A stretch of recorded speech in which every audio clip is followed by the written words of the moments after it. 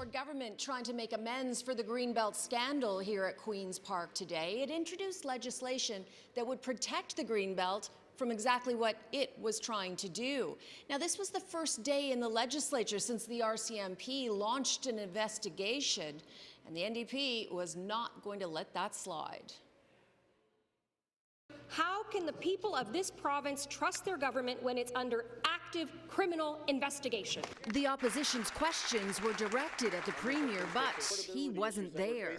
Instead, his new housing minister took the heat, doing his best to deflect and minimize the damage. Look, Mr. Speaker, we, of course, will be working with the RCMP. In addition to acting as defense in the legislature, Paul Calandra introduced new legislation that puts the land the government removed from the Greenbelt and Oak Ridge's moraine back into protected status, and adds further protection to the Greenbelt by codifying its boundaries. We are ensuring that that going forward, that any process with respect to the Greenbelt is done in the most public and open fashion. Minister, though, it begs the question, why didn't you do it all this way in the first place? Yeah, look, I understand that. The Liberals say they believe they'll support the new legislation. However, this is the government trying to save itself.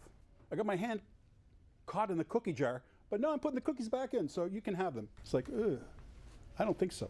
the Green Party leader wants even greater protection, including stopping Highway 413, which will go through parts of the Greenbelt. They're also seized with Greenbelt 2.0, expanding urban boundaries and abusing ministerial zoning orders, so a handful of wealthy, well-connected speculators can cash in.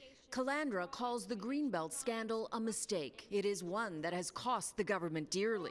2 cabinet ministers and 2 senior staffers have lost their jobs. The Integrity Commissioner found ethics were violated. The Auditor General concluded certain developers stood to gain $8.3 billion due to an unfair, biased process.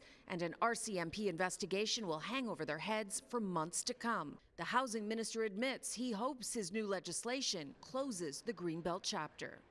I'd be lying to you if I said no. The legislation also gives immunity to members of the Ford government from any potential lawsuits from developers who may have lost money. Minister Calandra says there has been no pushback from any of them.